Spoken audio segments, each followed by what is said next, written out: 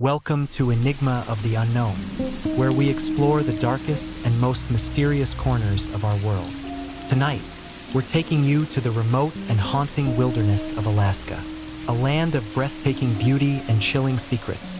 From ghostly whispers in Tongass Forest to the terrifying Kushtaka of Chugach, these stories will make you question whether you'd ever dare to camp in the wilds of Alaska. Sit back, turn off the lights, and prepare for 6 bone-chilling tales of the unknown. Story number 1. Whispers in the Tongass. I never considered myself superstitious. Growing up in Juneau, Alaska, I'd heard all the legends whispered around campfires, the kind meant to scare kids or keep tourists from wandering off the beaten path. So when my old friend Mike suggested a camping trip deep into the Tongass National Forest, I didn't hesitate. It was supposed to be a week of fishing, hiking, and disconnecting from the digital world. There were 4 of us: me, Jake, Mike, the adventurous spirit always seeking the next thrill, Sarah, our resident photographer with an eye for the eerie, and Ben, the skeptic who believed only what he could see and touch. We packed Mike's old Jeep with tents, supplies, and enough canned food to last us 2 weeks, though we planned to be gone for 7 days. The drive was long but scenic, winding through towering Sitka spruces and alongside glacial rivers that glistened under the pale sun. As we ventured deeper, cell service faded, and the forest seemed to swallow us whole. It was exhilarating. We arrived at the trailhead in the late afternoon. The air was crisp, tinged with the scent of pine and moss. We shouldered our packs and set off, following a narrow trail that Mike assured us led to a pristine, isolated spot he'd discovered on a solo trip the year before. "Wait till you see it," he said, eyes gleaming. "It's like stepping into another world." The hike was strenuous, but the surroundings were breathtaking. Sarah snapped photos incessantly, capturing the interplay of light and shadow as the sun dipped lower. Ben kept checking his compass, muttering about magnetic anomalies when it started spinning erratically. "Must be all the iron in the ground," he speculated. As dusk settled, we reached a clearing beside a tranquil lake. The water was so clear it mirrored the sky, tinged with hues of orange and purple. We set up camp, built a fire, and settled in for the night. Over dinner, Mike regaled us with tales of his previous adventures. Sarah shared some of the local folklore she'd researched. "Have you guys heard about the whispers?" she asked, her face illuminated by the flickering flames. Ben rolled his eyes. "Let me guess. Another ghost story?" "It's more of a legend," she continued undeterred. "They say that on moonless nights, you can hear whispers coming from deep within the forest. Some believe it's the spirits of the land. Others think it's something else entirely." Mike grinned. "Maybe we'll hear them tonight." I laughed nervously. "Let's hope not." As the fire died down, we retreated to our tents. The silence was profound, broken only by the occasional hoot of an owl. I drifted off easily. Sometime in the night, I awoke abruptly. First, I wasn't sure why. Then I heard it, a faint whispering, like wind rustling through leaves, but more deliberate. I strained to listen, holding my breath. The whispers grew louder, yet remained indistinct. It sounded as if multiple voices were overlapping, speaking in a language I couldn't comprehend. I unzipped my tent cautiously and stepped out. The forest was bathed in darkness, the canopy above blotting out the stars. Across the dying embers of the fire, I saw Sarah emerge from her tent. "Do you hear that?" she whispered. I nodded. "What is it?" She shook her head. "I don't know, but it's unsettling." Ben and Mike joined us moments later, both looking equally perplexed. "Probably just the wind," Ben reasoned. Mike frowned. "There's no breeze. The whispers seem to encircle us, coming from all directions yet nowhere in particular. Maybe we should check it out," Mike suggested. Sarah hesitated. "I don't think that's a good idea." Curiosity tugged at me. "It could be someone lost or in trouble." Ben sighed. "Fine, but let's be quick." We grabbed our flashlights and ventured into the woods. The beams cut through the darkness, but the dense foliage limited our visibility. The whispers persisted, always just beyond reach. As we pressed on, the trees grew thicker, their branches intertwining overhead like skeletal fingers. A sense of unease settled over me. "Guys, maybe we should turn back," I suggested. "Wait," Mike whispered. "Do you see that?" Up ahead, a faint glow pulsed between the trees. It flickered like a distant flame. "Could be another campsite," Ben said, though doubt laced his voice. We approached cautiously. The glow intensified, revealing itself to be a cluster of ethereal lights hovering above the ground. "What the hell?" I muttered. Sarah raised her camera, snapping photos. I've never seen anything like this. The lights danced and swirled, mesmerizing. The whispers grew louder, more insistent. "Maybe we should go back," Ben urged, but Mike was transfixed. "This is incredible." Suddenly, the lights darted deeper into the forest. "Come on," Mike called, chasing after them. "Mike, wait," I shouted, but he was already disappearing into the darkness. We scrambled to keep up, branches scratching at our arms and legs. The forest seemed to close in around us. The whispers were inside my head now, a cacophony that drowned out rational thought. We burst into a clearing. The lights were gone, but Mike stood in the center, staring upward. "Mike," Sarah called softly. He didn't respond. We approached slowly. His eyes were wide, pupils dilated. "Are you okay?" I asked, placing a hand on his shoulder.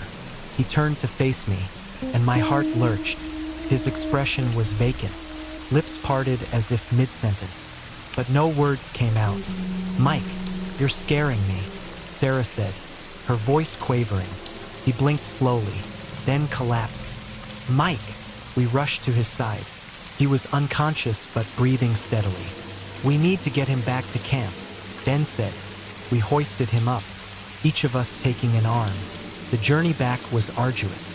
The whispers had subsided, replaced by an oppressive silence. When we finally reached the campsite, we laid Mike in his tent. Sarah checked his pulse and vitals. "He seems stable," she said, though concern etched her features. Exhausted, we agreed to keep watch in shifts. I took the first turn, stoking the fire to keep warm. The flames cast long shadows that danced among the trees. Around midnight, Mike stirred and sat up abruptly.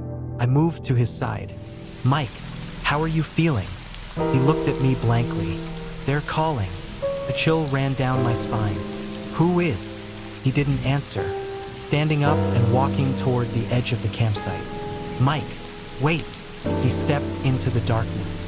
I grabbed a flashlight and followed. Behind me, I heard Sarah and Ben waking up. "What's going on?" Ben called. "Mike's sleepwalking or something." We trailed him into the forest, calling his name. He moved with purpose, navigating the terrain effortlessly despite the lack of light. The whispers returned, louder than before. They seemed to echo Mike's footsteps, urging us deeper into the woods. "Mike, stop," Sarah pleaded. He finally halted in another clearing. The ethereal lights had returned, swirling above him like luminous specters. "This isn't right," Ben whispered. "We need to get out of here." I stepped forward cautiously. "Mike, let's go back." He turned to face us, but his eyes were different, glazed over, almost luminescent. "They want us to join them," he said in a monotone voice. "Who? What are you talking about?" I demanded. The lights descended, encircling us. The whispers intensified, penetrating my mind. Visions flashed before my eyes. Endless forests, ancient rituals, faces twisted in silent screams. I fell to my knees, gripping my head. "Make it stop," Sarah screamed, but the sound was distant, muffled. Ben was muttering incoherently beside me. Through the haze, I saw figures emerging from the trees, humanoid shapes devoid of features, composed of shadow and light. They reached out with elongated limbs. Fight or flight kicked in. Summoning every ounce of willpower, I grabbed Sarah's hand. "Run!" I yelled. We bolted, crashing through the underbrush. The whispers pursued us, a relentless tide of sound. "Head for the lake," Ben shouted. We burst from the trees onto the rocky shore.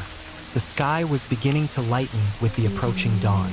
Behind us, the forest seemed to seethe, shadows twisting unnaturally. "Where's Mike?" Sarah gasped. We looked around frantically, but he was nowhere in sight. "We can't go back," Ben said firmly. "But we can't leave him," Sarah protested.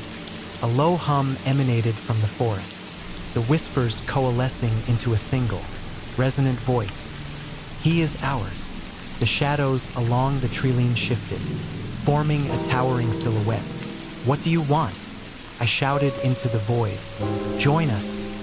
The voice intoned. Sarah clutched my arm. "We have to leave. Now." We raced along the shoreline toward where we'd parked the Jeep. The path was treacherous, but adrenaline propelled us forward. Reaching the vehicle, we piled in. Ben fumbled with the keys, his hands shaking. "Come on, come on," he muttered. The engine roared to life, and we tore down the dirt road. In the rearview mirror, I glimpsed the shadows receding, the forest returning to an eerie stillness. We drove nonstop until we reached the nearest town. At the ranger station, we reported Mike's disappearance. A search party was organized, but after days of scouring the area, no trace of him was found. "People get lost out there," one of the rangers said gravely. "The forest is vast and unforgiving." But we knew it was more than that. Back home, sleep was elusive. Nightmares plagued us, whispers in the dark, faceless figures beckoning. Sarah became withdrawn, barely eating or speaking. Ben threw himself into researching local legends, desperate for answers. One day, he called me over, excitement and fear mingling in his eyes. "I think I found something," he said, spreading out old maps and articles. He recounted tales of the Kushtaka, mythical shapeshifters from Tlingit lore that lured people into the wilderness with mimicry and illusion. "They prey on lost souls," he explained. "Once you're in their grasp, you become one of them." "Do you think that's what happened to Mike?" He nodded solemnly. "I think the forest is their domain, and we trespassed. Then we have to go back," I declared. "We have to save him." Ben hesitated. "It's too dangerous. I can't abandon him." "Jake, think about Sarah. Think about yourself. We barely escaped." But my mind was made up. I approached Sarah with the plan. She was hesitant but agreed. The three of us returned to the Tongass. Armed with knowledge and determination, we followed the same trail, arriving at the ill-fated campsite. The area was untouched, as if no one had ever been there. As night fell, we prepared ourselves. We lit a large fire and sat close together. "Remember, don't listen to the whispers," Ben advised. "They feed on doubt and fear." Midnight came, and with it, the whispers. They were stronger this time, more insistent. "Mike," I called out. "We're here. Fight them." The whispers swelled, a tempest of voices. "He is beyond your reach," the disembodied voice declared. "Show yourself," I demanded. The ethereal lights appeared, forming a circle around us. From their midst, a figure emerged. "Mike! Mike!" Sarah cried, starting to rise. Ben grabbed her arm. "Wait!" Mike looked at us, his eyes vacant. "Why did you leave me?" "We didn't leave you," pleaded. "We're here to bring you home." He shook his head slowly. "It's too late." The shadows coalesced behind him, taking on monstrous forms. "Join us." The voices echoed. I stepped forward. "Take me instead. Let them go." "Jake, no!" Ben shouted. The entities paused, as if considering. "Your sacrifice is accepted," they intoned, before anyone could react. Shadowy tendrils wrapped around me, cold seeping into my bones. "Run!" I screamed at Ben and Sarah. They hesitated, but then Ben pulled Sarah away. "We have to go," as they disappeared into the forest. A strange peace washed over me. The whispers subsided, replaced by a profound silence. "Why?" I asked the darkness. A whisper, gentle this time, replied, "Balance must be restored." I closed my eyes. When I awoke, I was alone in a hospital bed. A nurse appeared, surprised to see me conscious. "Welcome back," she said kindly. "What happened?" I croaked. "You were found on the outskirts of the forest, unconscious. You've been here for 2 days. Where are my friends?" She looked puzzled. "You were alone." Panic surged through me. "No, that's not possible." Doctors and authorities questioned me, but my story was met with skepticism. Ben and Sarah were never found. Searches yielded nothing. I returned home, burdened with survivors' guilt and unanswered questions. The whispers haunt me still, a constant reminder of the price paid. I share this story as a warning. The Tongass is a place of beauty, but also ancient forces beyond our understanding. If you hear the whispers, do not follow. Resist the allure, no matter how compelling, because once you step off the path, there may be no return. Story number 2. The shadow on Kenai Ridge. I've always been drawn to the wild places, the untouched corners of the world where nature reigns supreme and humanity is but a fleeting visitor. Growing up in Alaska, the call of the wilderness was impossible to ignore. So when my old college buddy, Tom, suggested a weekend camping trip in the Kenai Mountain range, I jumped at the chance. A few days of hiking, fishing, and forgetting about the pressures of work sounded perfect. There were 4 of us, me, Mike, Tom, the adventurous spirit who could never resist a thrill, Lisa, Tom's girlfriend, a wildlife photographer with an eye for the extraordinary, and Jake, my younger brother, eager to prove himself on his first major hiking trip. We packed our gear into Tom's beat-up SUV and set off early on a Friday morning, the sun casting golden hues over the rugged landscape. The drive was filled with laughter and stories, the miles slipping away as we ventured deeper into the heart of the Kenai Peninsula. Towering peaks loomed ahead, their snow-capped summits piercing the clouds. The air was crisp, carrying the scent of pine and earth. We arrived at the trailhead by midday, shouldered our packs, and began the ascent. The trail was challenging but rewarding. Each bend revealed breathtaking vistas, glacial valleys, cascading waterfalls, and the endless expanse of the Alaskan wilderness stretching out beneath us. Lisa snapped photos incessantly, her excitement contagious. "Wait until sunset," she beamed. "The light here is unlike anything you've ever seen." As the afternoon waned, we reached a plateau overlooking a serene alpine lake. The water was so clear it mirrored the sky, a perfect reflection of the world above. We decided to set up camp here, enchanted by the tranquility of the spot. As night fell, we built a fire, its warm glow pushing back the encroaching darkness. The stars emerged, uncountable and brilliant, unmarred by city lights. We sat in comfortable silence, the crackling of the fire and the distant call of a wolf the only sounds. "Have you guys ever heard the legend of the Kenai Shadow?" Tom asked suddenly, a mischievous glint in his eyes. Jake rolled his eyes. "Here we go. Every place we camp has some spooky story." Lisa leaned in, intrigued. "No, I haven't. What's the story?" Tom grinned. "They say that on cold nights like this, you can see a tall, dark figure standing motionless on the cliffs. Some campers claim it watches them from afar, and sometimes it appears right next to the campfire without making a sound. Those who look directly at it feel immediate headaches and dizziness." A chill ran down my spine. "Sounds like a campfire tale to me." "Maybe," Tom said, tossing another log onto the fire. "But there are plenty of accounts. People swear it's real." Lisa shuddered slightly. "Well, let's hope we don't run into any shadows tonight." We laughed it off and eventually retired to our tents. The cold seeped in quickly once the fire died down, and I burrowed deep into my sleeping bag. Sleep came easily. I awoke to an eerie stillness, the kind where the usual sounds of the night, the rustling of leaves, the distant hoot of an owl, are conspicuously absent. I glanced at my watch. 2:14 a.m. A faint glow filtered through the tent fabric, and for a moment, I thought it was dawn, but the glow was too pale, almost unnatural. Curious, I unzipped the tent flap and stepped out into the frigid air. The moon hung low, casting an ethereal light over the landscape. That's when I saw it.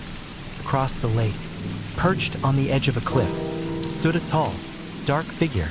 It was utterly still, almost blending into the rock behind it, yet distinct enough that there was no mistaking its humanoid shape.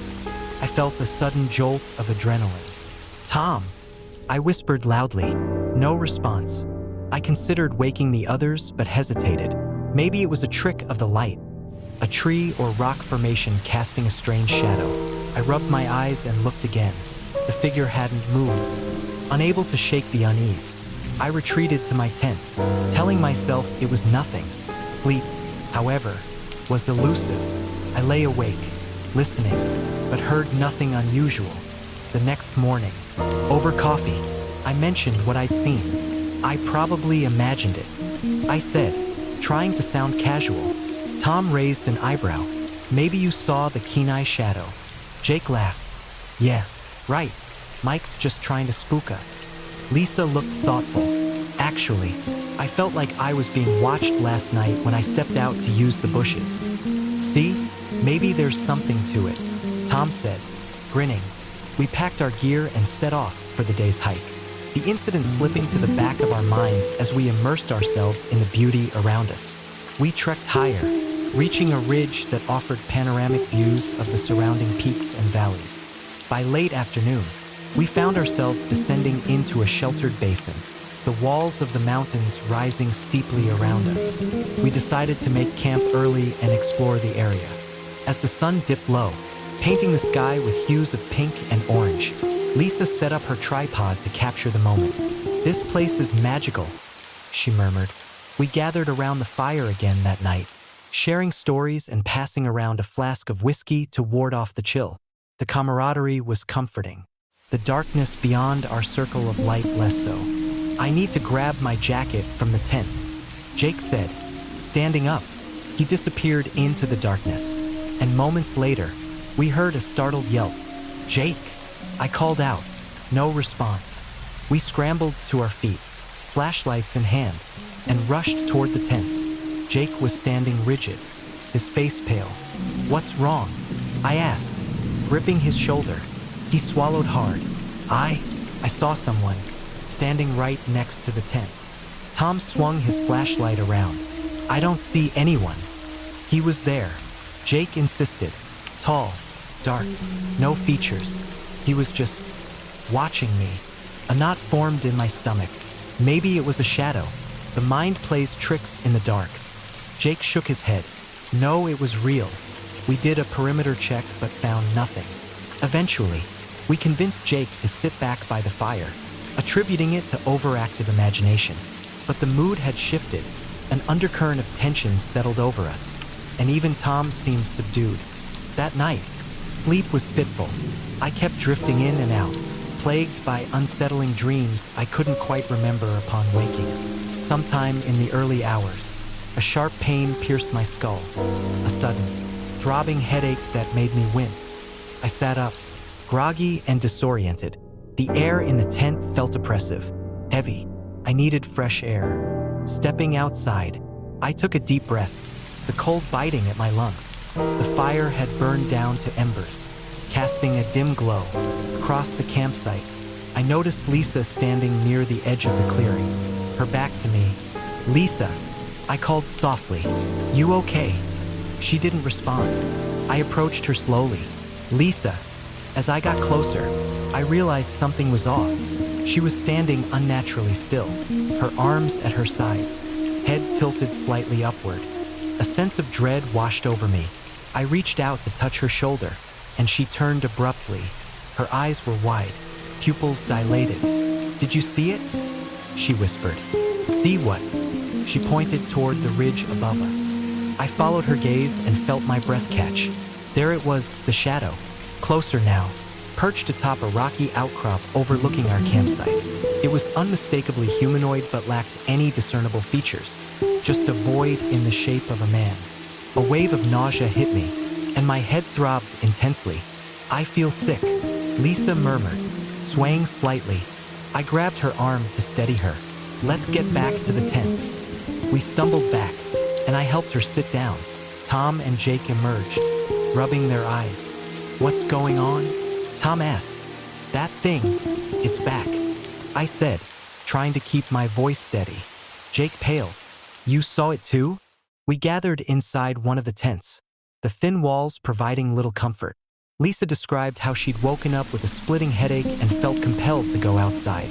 "It was like something was calling me," she said, her voice barely above a whisper.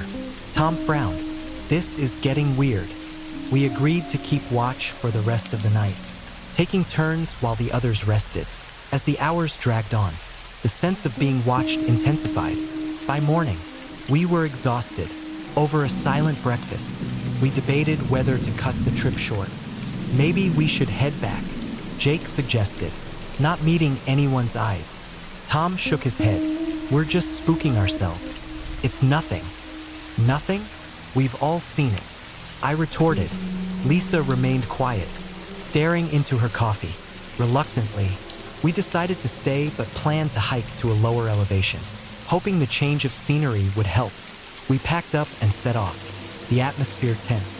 The trail was steeper than expected, and the physical exertion provided a temporary distraction. As we descended into a dense forested area, the canopy above blocked out much of the light, casting the trail in shadows. The silence was palpable. "Feels like we're walking into a tunnel," Jake commented uneasily. I couldn't shake the feeling that we were being followed. Every so often, I'd catch a glimpse of movement out of the corner of my eye, but when I turned, there was nothing.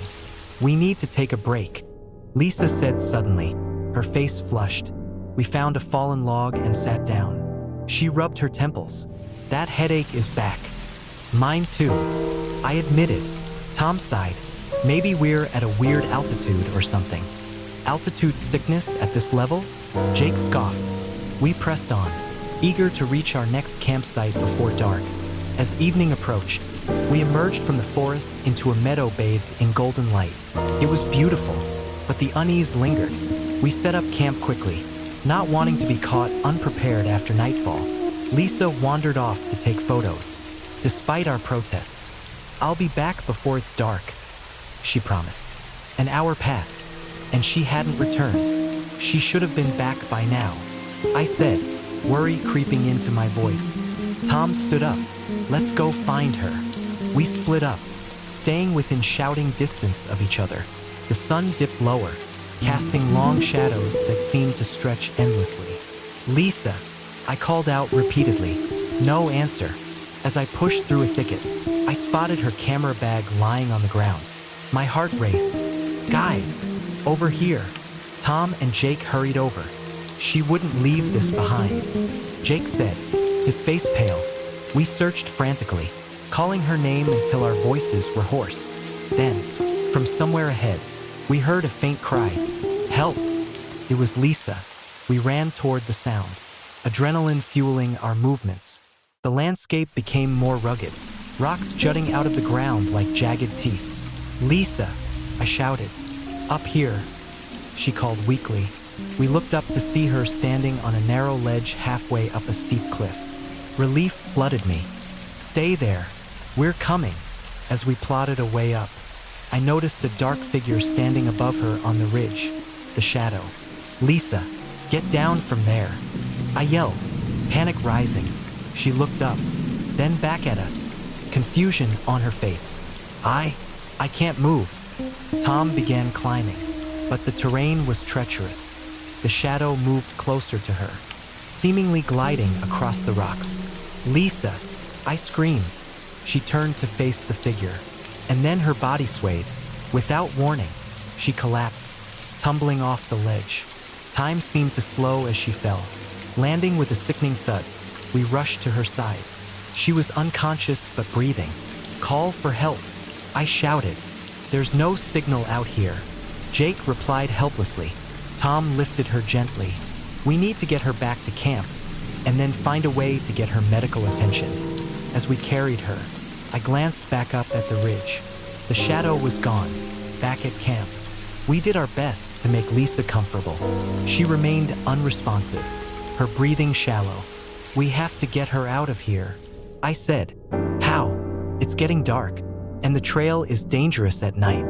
Tom argued. "Leaving in the morning isn't an option." Jake added, "She needs help now." We hastily packed essential items and prepared to hike out. As we set off, the darkness closed in around us. Our headlamps cast limited light, and the forest seemed more menacing than ever. Halfway down the trail, Lisa stirred. "Where am I?" she mumbled. "You're safe," I assured her. "We're getting you help." She began to thrash weakly. "No, we have to go back." "Calm down," Tom said. "We're almost there." Her eyes opened, and they were filled with terror. "It's coming." A cold wind swept through the trees, and the forest fell silent. Then, ahead of us on the trail, the shadow appeared. It was closer than ever, blocking our path.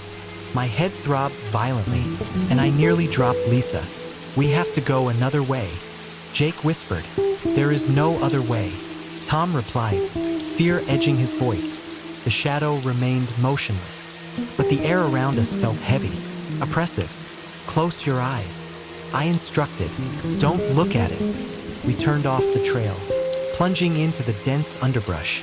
Branches clawed at our clothes and faces, but we pushed on. Behind us, I could sense movement, silent but relentless. "Faster," I urged. Suddenly, the ground gave way beneath me. I tumbled down a slope, losing my grip on Lisa. We landed in a heap at the bottom, pain jolting through me. "Mike, are you okay?" Tom called down. "Yeah," I groaned. "Lisa," she moaned softly. Jake and Tom carefully made their way down. We regrouped, battered but alive. "Which way now?" Jake asked. I checked my compass, but the needle spun uselessly. "Great," I muttered. We were lost. Hours seemed to pass as we stumbled through the darkness.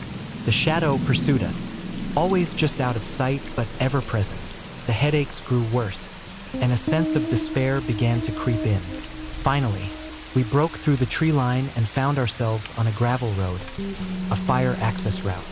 Rarely used, but a path nonetheless. "Thank God," Tom breathed. Headlights appeared in the distance, a ranger's truck making its rounds. We flagged it down, relief washing over us as we explained our situation. The ranger radioed for medical assistance, and we were taken to a nearby station. Lisa recovered in the hospital, diagnosed with a concussion and mild hypothermia. She had no memory of what happened after she left to take photos. The authorities dismissed our account of the shadow as stress-induced hallucinations. "People see strange things in the wilderness," one officer said kindly. "The mind plays tricks, especially when you're tired and scared." But we knew what we saw. Months later, the experience still haunts me. Nightmares of the shadow plague my sleep, and I can't shake the feeling that it left a mark on us. I've spoken to others who've camped in the Kenai Mountains, and some share similar stories. Whispers of a presence that watches from afar, that induces headaches and a sense of dread. Perhaps there are places in this world where the veil between reality and something else is thin.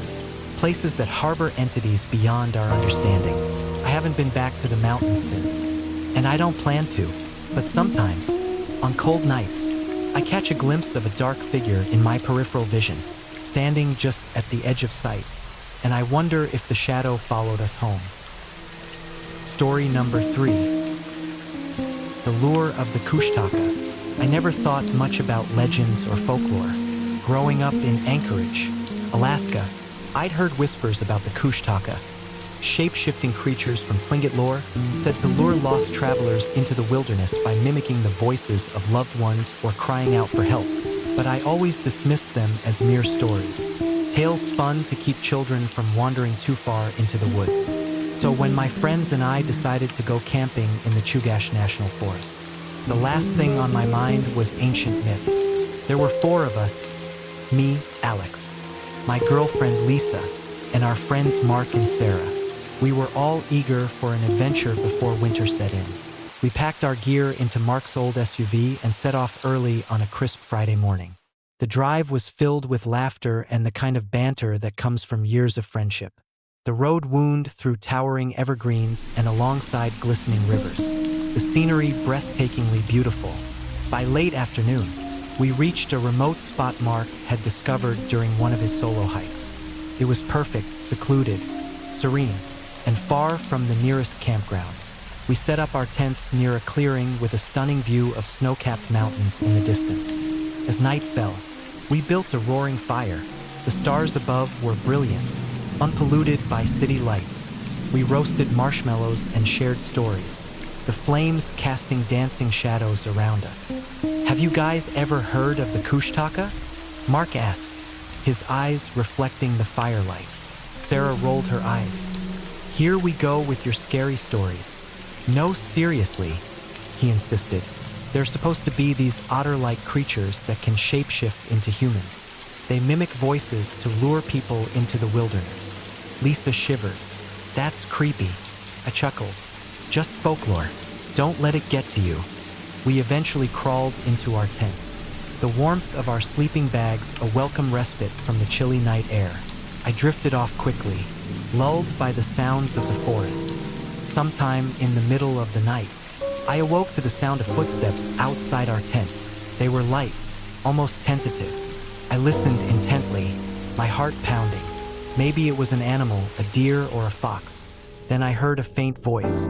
"Alex, help me." It was Lisa's voice, but she was right beside me, sound asleep. I sat up, confused. "Lisa," I whispered. She stirred. Did you just call me?" She yawned. "No, go back to sleep." The voice came again, more urgent. "Alex, please help." I unzipped the tent and peered out into the darkness.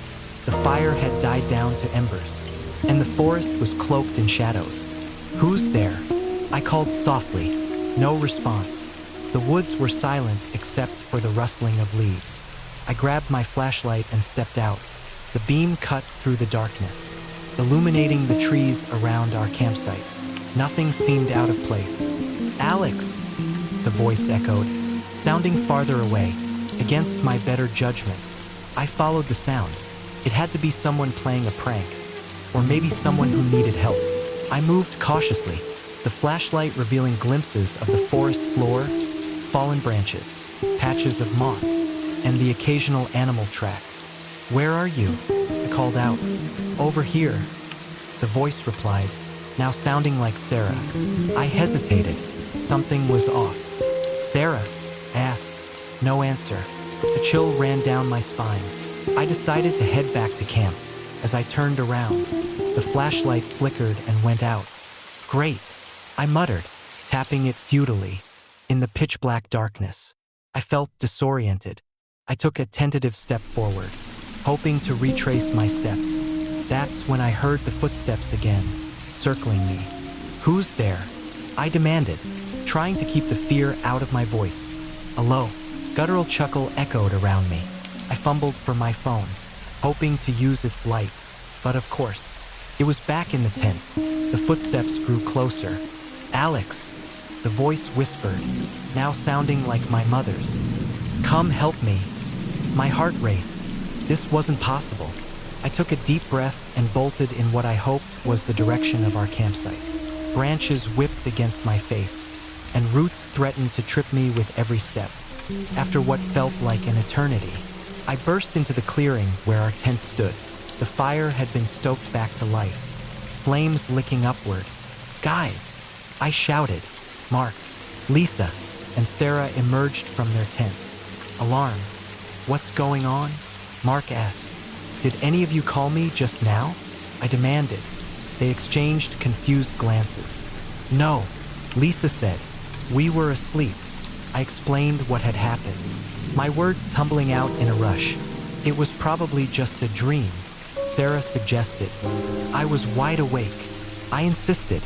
Mark's expression grew serious. Maybe it was the Kushtaka. Cut it out. Lisa snapped. This isn't funny. I'm not joking. Mark replied. They can mimic voices to lure you away. An uneasy silence settled over us. We should all stay close, Lisa said finally. We agreed and decided to keep the fire burning bright for the rest of the night. Morning came without further incident, but the atmosphere had shifted. Over breakfast, we discussed whether to cut the trip short. Maybe we should leave, Sarah said, stirring her oatmeal absently. It's just a legend.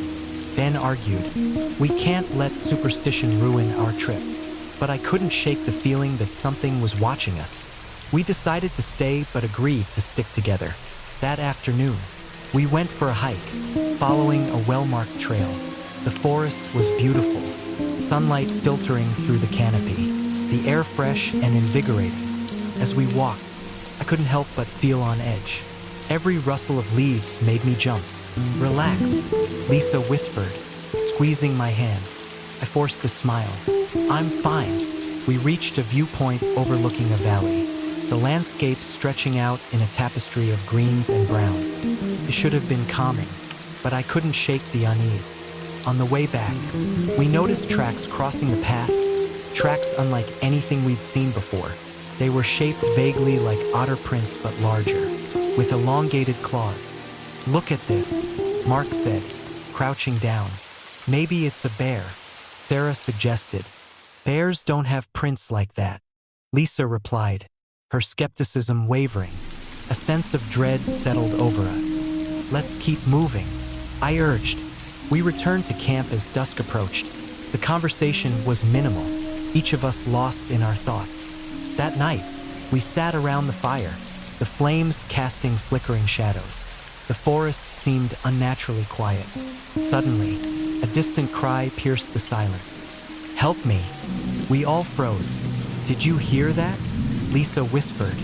Maybe it's another camper, Mark said, though he didn't sound convinced. At this hour? Sarah replied. The cry came again, more desperate. Please help. I stood up. We can't just ignore that. Wait, Mark cautioned. It could be a trick. Trick or not, if someone needs help, we have to go. I insisted. Reluctantly, we grabbed our flashlights and headed in the direction of the voice. We followed the sound through the trees, the beams of our flashlights cutting through the darkness. Where are you? I called out. Over here. The voice answered, sounding eerily like Lisa. But Lisa was right beside me. This isn't right, she whispered, gripping my arm. Maybe we should go back, Sarah suggested, before we could decide. The underbrush ahead rustled violently. Our flashlights illuminated a figure emerging from the shadows. It was humanoid but wrong, its body covered in sleek, dark fur, limbs elongated, fingers ending in sharp claws. The face was a grotesque blend of otter and human features, eyes gleaming with malevolence. We stood there, paralyzed by fear. The creature opened its mouth, and from it came a distorted version of my own voice. Don't you want to help me? That broke the spell. Run, Mark shouted. We turned and sprinted back toward camp. The creature let out a chilling scream and gave chase. Branches slapped against my face, but I didn't slow down. Behind us, I could hear the creature crashing through the foliage. We burst into the clearing and headed straight for the SUV. Get in, Mark yelled, fumbling with the keys. We piled into the vehicle, and he started the engine just as the creature emerged from the tree line. It slammed a clawed hand against the window, cracking the glass. Mark floored the gas pedal, and we sped away, leaving the creature behind. We didn't stop until we reached the main road. Only then did we dare to breathe. What was that? Sarah gasped, tears streaming down her face. No one had an answer. Back in Anchorage, we tried to report the incident, but our story was met with skepticism. How could we explain something so unbelievable? Days turned into weeks, but the nightmares persisted. I would hear voices calling my name in the night, always just beyond reach. One evening, I received a package with no return address. Inside was a photograph of our campsite, taken from the trees. On the back was a single word, soon. I showed it to the others. We agreed to never return to the Chugach Forest. But deep down, I know it's not over. The Kushtaka doesn't let go that easily. Sometimes, when I'm alone, I hear faint whispers mimicking the voices of my friends, and I wonder if one day, the creature will come for me again. Story number 4. The Howl in Wrangell Forest. I never considered myself a believer in the supernatural. Growing up in Anchorage, Alaska, I heard all the stories, tales of Bigfoot sightings, mysterious disappearances, and unexplained phenomena deep in the wilderness. To me, they were just that, stories. As a wildlife biologist, I prided myself on relying on science and facts. So when my best friend, Mark, suggested a camping trip in Wrangell St. Elias National Park to celebrate our graduation from university, I was all in. It was supposed to be an adventure, a final hurrah before we all went our separate ways. There were 4 of us. Me, Jason, Mark, the adventurous spirit always seeking the next thrill, Emily, Mark's girlfriend, a budding photographer with a keen eye for nature's beauty, and Sarah, my younger sister, who insisted on tagging along to capture the Alaskan wilderness through her sketches. We packed up Mark's old SUV with tents, supplies, and enough food to last us a week. The drive was long but breathtaking. Towering mountains kissed the sky, and dense forests stretched as far as the eye could see. As we ventured deeper into Wrangell, cell service faded, and the modern world slipped away. "Look at that view," Emily exclaimed, snapping photos through the open window. "It's incredible." Sarah agreed, her sketch pad already in hand. We arrived at our chosen campsite late in the afternoon. It was a remote spot near a crystal-clear lake, surrounded by ancient trees that seemed to touch the clouds. We set up our tents, gathered firewood, and settled in as the sun began to dip below the horizon. As night fell, we built a roaring fire. The stars emerged, brighter than I'd ever seen them, unpolluted by city lights. We roasted marshmallows, shared stories, and laughed like we hadn't in years. Felt perfect. "Did you guys know this area has the most Bigfoot sightings in the entire state?" Mark said suddenly, a mischievous grin spreading across his face. I rolled my eyes. "Here we go." "No, seriously," he insisted. "There are tons of reports about strange howls and giant footprints." Emily leaned in, intrigued. "I've read about that. Some say they've even seen Bigfoot roaming these forests." Sarah shuddered. "Creepy. Let's change the subject." I laughed. "Come on, guys. Bigfoot is just a myth. Probably just misidentified bears or overactive imaginations." Mark shrugged. "Maybe, but wouldn't it be wild if we actually encountered something?" "Wild isn't the word I'd use," Sarah muttered. We eventually turned in for the night. I crawled into my tent, exhaustion pulling me into a deep sleep almost immediately. I awoke to an eerie silence, the kind that presses in on you, making every hair on your body stand on end. I glanced at my watch. 2:13 a.m. What had woken me? I listened intently, but heard nothing. No wind rustling through the trees. No nocturnal animals scurrying about. Just silence. Then, a distant howl echoed through the forest. It was unlike anything I'd ever heard, deep, mournful, and resonating. Sent a chill down my spine. I sat up, straining to hear more. The howl came again, closer this time. It didn't sound like a wolf or any other animal I was familiar with. I unzipped my tent quietly and peeked outside. The campfire had dwindled to glowing embers, casting faint shadows across the dying light. I saw Mark stepping out of his tent. "Did you hear that?" he whispered. I nodded. "What do you think it is?" He grinned nervously. "Maybe you're Bigfoot." Very funny. Emily and Sarah emerged as well, both looking unsettled. "That didn't sound like any animal I've ever heard," Emily said, hugging herself against the cold. "Probably just the wind," I suggested, though I didn't believe it myself. Another howl pierced the night, this time accompanied by the unmistakable sound of heavy footsteps in the distance. Thud, thud, thud. We all exchanged uneasy glances. Maybe we should get back inside our tents, Sarah whispered. We agreed, retreating to the perceived safety of our thin nylon shelters. I lay there, heart pounding, listening as the footsteps grew louder, then faded away.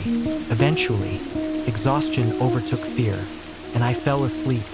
The morning sun filtered through the trees, and birdsong filled the air. The unease of the night before felt like a distant memory. Over breakfast, we discussed what we'd heard. Could it have been a moose? Emily suggested. Possibly, I conceded. They can make some strange sounds. But those footsteps, Mark added, they sounded bipedal. Sarah frowned. Let's not dwell on it. We're here to enjoy ourselves. We decided to hike to a nearby waterfall that Emily wanted to photograph. The trail was rugged but manageable, and the scenery was stunning. Towering evergreens, carpets of moss, and the distant roar of cascading water created an almost magical atmosphere. As we trekked, I couldn't shake the feeling of being watched. Several times, I caught glimpses of movement out of the corner of my eye, but whenever I turned, there was nothing.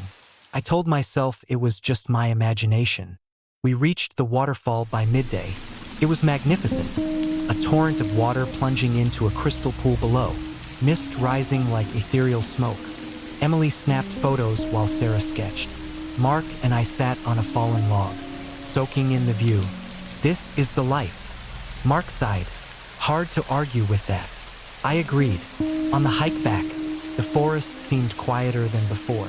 No birds, no rustling leaves, just the sound of our footsteps. Is it just me, or does it feel off? Sarah asked, voicing what I hadn't wanted to admit. It's definitely quieter. Emily agreed. We quickened our pace, relief washing over us when we finally saw the familiar clearing of our campsite. As we prepared dinner, Mark suggested we keep watch that night, just in case. He said, "Of what?" I challenged. He shrugged. "Can't hurt to be cautious." We agreed to take shifts. I volunteered for the first watch. Night fell, and the others retreated to their tents. I stoked the fire, its warmth and light providing comfort. Hours passed uneventfully, and I began to question our paranoia. Around midnight, I heard it again, the howl, closer this time. The heavy footsteps followed, thudding rhythmically, circling the perimeter of our campsite. I stood up, gripping my flashlight tightly. The beam cut through the darkness, revealing nothing but trees and shadows. "Mark!" I hissed toward his tent. "Wake up!" He emerged groggily. "What is it?" "Listen." The footsteps grew louder, more deliberate. "Do you see anything?" he asked. I shook my head. "But it's close." Emily and Sarah joined us, fear evident in their eyes. "Maybe we should leave," Sarah whispered. "Agreed," Emily said. Just then, a massive silhouette appeared between the trees. It stood upright, easily 8 feet tall, with broad shoulders and long arms that hung low. Its eyes reflected the firelight, a glint of intelligence and something else, something predatory.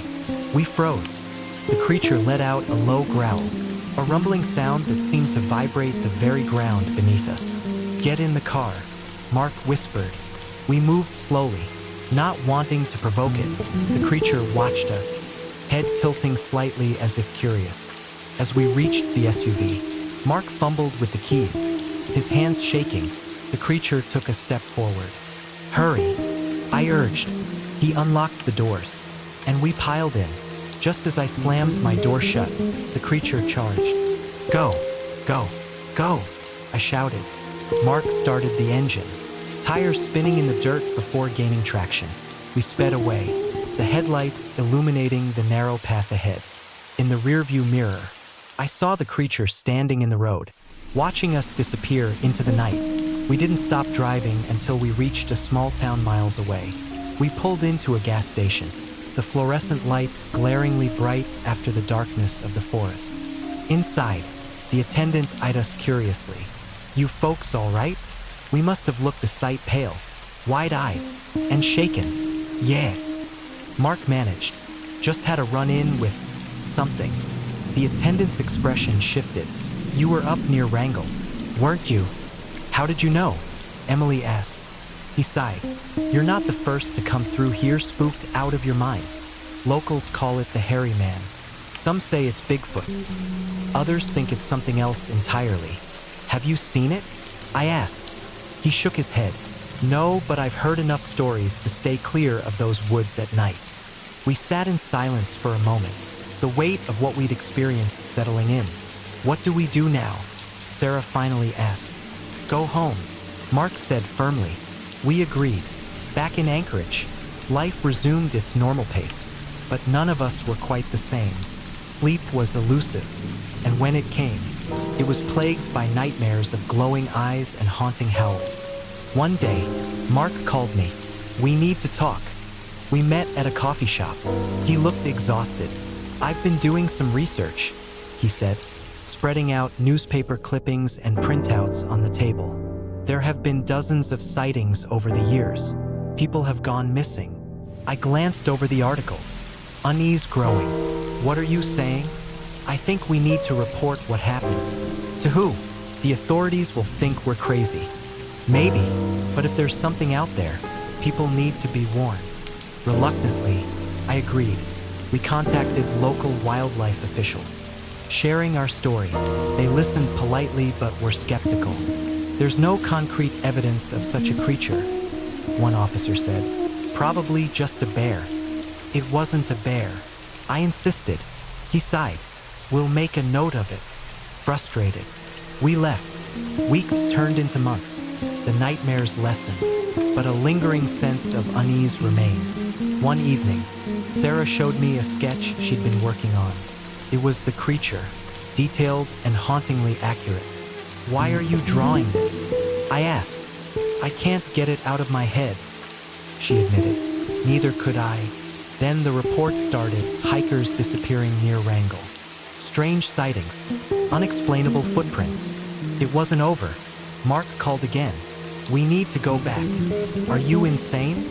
Hear me out. If we can get proof, real evidence, maybe we can make a difference. I hesitated. The thought of returning filled me with dread, but part of me needed closure. Fine. I agreed, but we do it properly. Cameras, backup, the works. Emily and Sarah refused to go, which was a relief. We didn't need to put them in danger again. A week later, Mark and I set out, this time better prepared. We brought high-quality cameras, motion sensors, and even managed to convince a local guide, Tom, to accompany us. He was skeptical but curious. We set up camp near the area of our previous encounter. As night fell, we positioned cameras and sensors around the perimeter. Hours passed with no activity. Then, around 2 a.m., the howls began. Mark and I exchanged a tense glance. It's time, he whispered. We monitored the cameras from a makeshift station in the tent. One by one, the sensors began to detect movement. There, Mark pointed at the screen. A shadow moved between the trees. Large and deliberate, we stepped outside, the cold air biting. Armed with a high-powered flashlight and a tranquilizer gun, more for our peace of mind than any real protection, we moved cautiously toward the movement. Maybe this isn't a good idea, I whispered. Probably not, Mark admitted. A branch snapped nearby. We swung the flashlight in that direction. The creature stood before us, even larger than I remembered. Its eyes reflected the light, and for a moment, I thought I saw a glimmer of intelligence. Or was it a warning? Don't move, Tom whispered. The creature let out a deafening roar, the sound vibrating through my entire body. Fall back, Tom instructed. We began to step back slowly. Suddenly, the creature lunged. Everything happened in a blur. Tom fired the tranquilizer, but it seemed to have no effect. I stumbled, falling hard onto the ground. The creature loomed over me, its massive form blocking out the stars. I was certain this was the end, but then it stopped. It sniffed the air, a low rumble emanating from its chest. Then, as quickly as it had appeared, turned and vanished into the forest. We sat there, stunned. "Why did it leave?" Mark asked, helping me up. Tom looked shaken. "I don't know, but we need to get out of here." We didn't argue. Back in town, we reviewed the footage. It was grainy and inconclusive, without clear evidence. Our story would be dismissed again. Maybe some things are meant to remain a mystery, Tom said. I couldn't help but agree. It's been years since those events. I've moved away from Alaska, but the memories linger. Sometimes, late at night, I think about that creature, about the intelligence I saw in its eyes. Perhaps it was warning us to stay away, to leave the wilderness to those who truly belong there. I no longer dismiss the tales of the unknown. There are things in this world beyond our understanding, and maybe that's okay. If you ever find yourself in the depths of Wrangell St. Elias National Park and hear a howl that chills you to the bone, take heed. Respect the wilderness, and it might just respect you in return. Story number 5. Ghosts of Eklutna Lake. I never considered myself superstitious. Growing up in Anchorage, Alaska, I'd heard all the local legends and ghost stories, but they were just that to me, stories. So when my girlfriend, Sarah, suggested a weekend camping trip to Eklutna Lake, I was all for it. It was supposed to be a getaway from the stress of work and city life, a chance to reconnect with nature and each other. We packed our gear into my old Jeep early Saturday morning. The drive was scenic, the autumn leaves painting the landscape in shades of gold and crimson. The air was crisp, carrying the faint scent of pine and earth. As we drove, Sarah mentioned the legends surrounding the lake. "Did you know people say Eklutna Lake is haunted?" she asked, a hint of mischief in her eyes. I chuckled. "Oh yeah? By what? Bigfoot?" She smirked. "No, by the spirits of those who drowned there. Locals claim they've seen figures walking across the water. Sounds like a great way to scare tourists." I replied. She shrugged. "Maybe, but it's kind of creepy, don't you think?"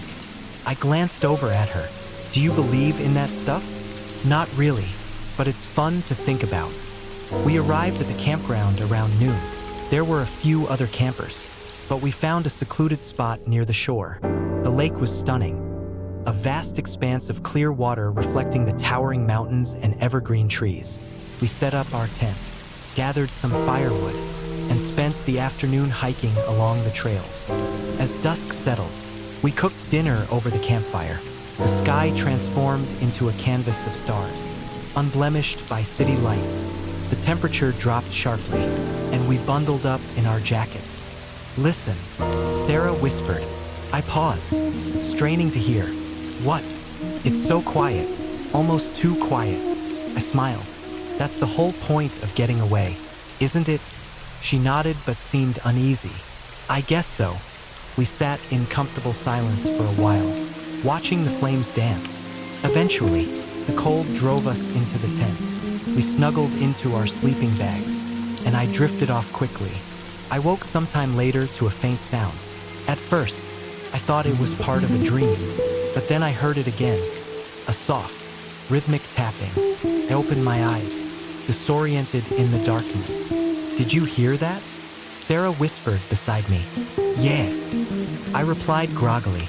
"What is it?" "Someone's knocking." I sat up, fully awake now. The tapping continued, gentle but deliberate, coming from the entrance of our tent. Who would be out here at this hour? I muttered. "Maybe it's one of the other campers," she suggested, though her voice betrayed her doubt. I reached for the flashlight and unzipped the tent just enough to peek outside. The beam of light cut through the darkness, but there was nothing, no one. "See anything?" Sarah asked anxiously. I shook my head. "No, probably just a branch or something." I secured the tent and lay back down. "It's fine. Go back to sleep." She didn't reply, and after a while, her breathing became steady. I closed my eyes, but sleep eluded me. Minutes later, the tapping resumed, more insistent this time. "Okay, that's not a branch," I whispered. I sat up again, heart pounding. "Who's there?" I called out. Silence. Maybe we should look outside, Sarah suggested. I hesitated. Part of me wanted to ignore it, but curiosity got the better of me. All right, let's check it out. We both donned our jackets and emerged from the tent. The cold night air bit at our faces. The campfire had died down, casting long shadows across the site.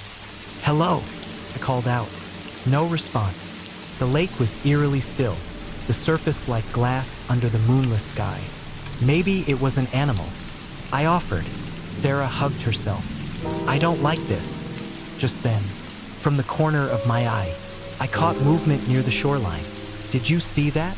She turned in the direction I was looking. "What?" "I thought I saw someone over there." We walked cautiously toward the water's edge. As we approached, a figure became visible, a faint silhouette standing on the surface of the lake. "Is that a person?" Sarah whispered. "It can't be." I replied, my mouth dry. The figure didn't move. It appeared to be a man, but there were no discernible features, just a shadowy form with a void where the face should be. "This isn't possible," I murmured. The figure raised an arm slowly, as if beckoning us. "Let's go back," Sarah urged, grabbing my hand. I nodded, and we retreated toward our tent. As we did, the figure began to glide across the water toward us. "Run!" I shouted. We sprinted back to the campsite. Once inside the tent, we zipped it up and huddled together, our breaths ragged. "What was that?" she gasped. "I don't know." The tapping resumed, louder and more insistent. It seemed to be coming from all around us. "Make it stop," Sarah whimpered. I clenched my fists, feeling helpless. Then, a whisper drifted through the fabric of the tent, a faint voice that sent chills down my spine. "Help me. Did you hear that?" I asked. She nodded, eyes wide with fear. Gathering my courage, I unzipped the tent once more. The figure stood just outside, mere inches away. His hollow eyes stared into mine, and for a moment, couldn't breathe. "What do you want?" I managed to ask. The figure tilted its head. "Lost? So cold." I felt a sudden wave of sadness, mingled with terror. "How can we help you?" Sarah spoke up from behind me. The figure extended a translucent hand. "Find me." Before we could respond, it dissolved into the air, leaving nothing but the silence of the night. We sat there, stunned. "Did that really just happen?" I whispered. Sarah nodded slowly. "I think so." We spent the rest of the night huddled together, too afraid to sleep. When dawn finally broke, we decided to pack up and leave. As we loaded the Jeep, an older man approached us from a nearby campsite. "Heading out early?" he asked. "Yeah," I replied. "Had a bit of a rough night." He gave us a knowing look. "You saw them, didn't you?" I hesitated. "Saw who?" "The spirits. They come to those who can hear them." "What do you mean?" Sarah asked. He sighed. "This lake holds many secrets. Some say it's haunted by those who drowned here. They seek closure." "Why us?" I questioned. "Perhaps they think you can help." We exchanged uneasy glances. "How?" Sarah inquired. He pointed toward the far side of the lake. "There's a memorial for the lost. Many never got a proper farewell. Maybe if you pay your respects, they'll find peace." I considered his words. Why should we believe any of this? He smiled faintly. "You don't have to, but if you don't, they might keep seeking you out." After a moment, we agreed to visit the memorial. It was a small, weathered plaque surrounded by stones and wilted flowers. We stood in silence, unsure of what to do. "Maybe say something," Sarah suggested. Cleared my throat. "To those who've been lost here, we hope you find peace." She added softly, "We honor your memory." A gentle breeze rustled the leaves, and for a moment, I thought I heard a faint whisper of gratitude. Feeling a strange sense of relief, we returned to the Jeep. "Do you think that'll make a difference?" Sarah asked as we drove away. "I don't know," I admitted, "but I hope so." That night, back in the comfort of our apartment, we talked about the experience. Felt surreal, like a half-remembered dream. "Do you think anyone will believe us?" she wondered. I shook my head. Probably not. She smiled faintly. Maybe it's better that way. Over the following weeks, we tried to move on, but sometimes, in the quiet moments before sleep, I'd hear the faint tapping again, echoing in my memory. One evening, I received a letter with no return address. Inside was an old photograph of a group of people by the lake, dated decades ago. Among them was a man who looked strikingly familiar, the same silhouette we'd seen on the water.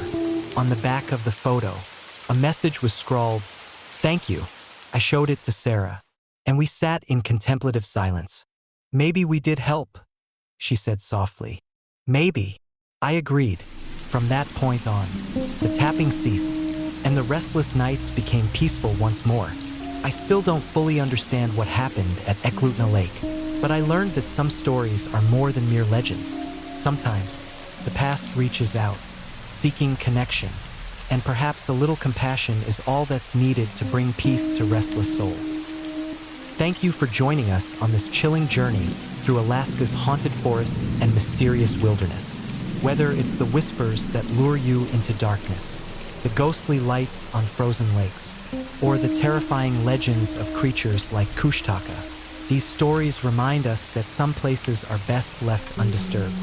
If you enjoyed these tales, don't forget to like, subscribe, and hit the notification bell so you'll never miss another terrifying story from Enigma of the Unknown. Until next time, stay safe and beware of what lurks in the shadows.